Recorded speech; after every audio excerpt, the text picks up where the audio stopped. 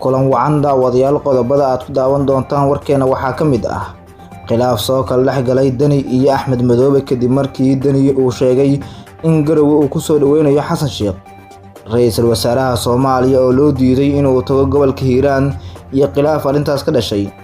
Itoobiya oo shaacisay inay soo riday diyaarad hub u siday jabhadda gobolka Tigray qodobadaas iyo kuwa kale aad ku daawan doontaan warkeena iminkana ku soo dhawaada iyagoo faahfaahsan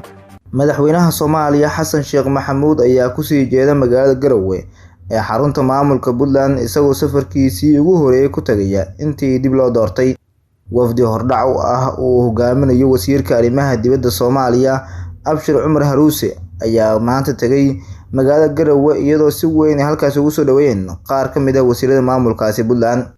madaxweynaha maamulkaasi Puntland Saciid Cabdullaahi Dani ayaa hore u shaaciyay in halkaasi uu ku soo dhaweynayo madaxweynaha Soomaaliya Xasan Sheekh Maxamuud oo haatan soo ifbaxayo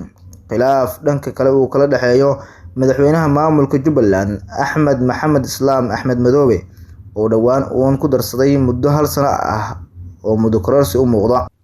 xiriirka madaxweyne Xasan Sheekh Maxamuud iyo madaxweynaha Puntland Saciid Cabdullaahi Dani ayaa xumaaday kadib doorashadii madaxweynaha taasoo ka dhalatay markii uu Xasan Sheekh ka baxay ballamadii siyaasadeed ee ololaha doorashada Xasan Sheekh ayaa diiday inuu ra'iisul wasaare u magacaabo Saciid Cabdullaahi Dani ama qof uu wato wuxuuna sidoo kale magacaabay wasiiro aanu kala tashan madaxweynaha Puntland taasoo keentay in xaaladdu ka sii darto Saciid Cabdullaahi Dani ayaa hore u xumaaday kadib markii loo diiday xilkaasi ra'iisul wasaarenimo isagoo dowladda federaalka ah ee Soomaaliya durba ku bilaabay mucaaradnimo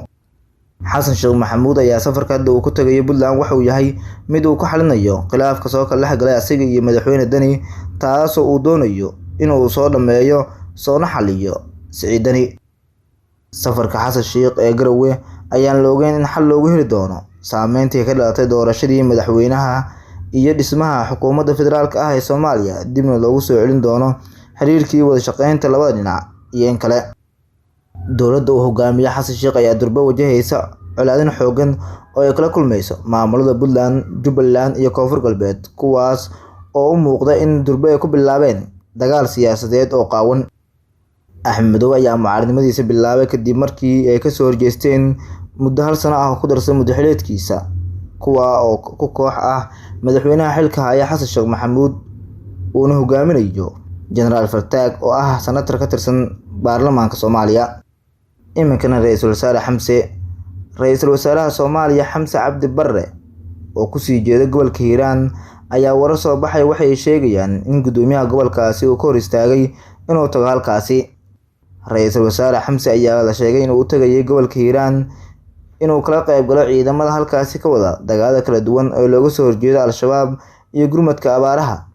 balse gudoomiyaha gobolka Hiiraan Cali Jeeto Cismaan ayaa la sheegay in arintaas uu ka biyo diiday maadaama markii dagaalku uu socday uusan wax gacan ka geysan ra'iisul wasaaraha haddana halkaasi uu sheegay inuu u tagayo uu sawir iyo waxyaalo mid ah Cali Jeeto ayaa sheegay in dadka gobolka Hiiraan aysan u baahneen in la isku sawiro mise war uu loo marsiiyo warbaahinta balse ay u baahan yihiin ficil in wax loogu qabto ra'iisul wasaare Xamse ayaa hore u sheegay inay garab istaagayaan dadka dagaalka la soo horjeesta Al-Shabaab ee ku nool gobolada dalka gaar ahaan gobolka Hiiraan iyo deegaano ka tirsan maamulka Galmudug lama oga saameynta ay yeelan doonto arintan ra'iisul wasaaraha loogu hor istaagayo inuu ku tago gobolka Hiiraan iyadoo hore ay halkaas u joogeen wasiirka gaashaandhigga taliyaha ciidanka xoogga iyo taliye ku-xigeenka ciidanka lugta ee xoogga dalka Soomaaliyeed dowladda Itoobiya ayaa shaacisay inay soo riday diyaarad hub iyo saanad u siday falaagada gobolka Tigray ee dalka Itoobiya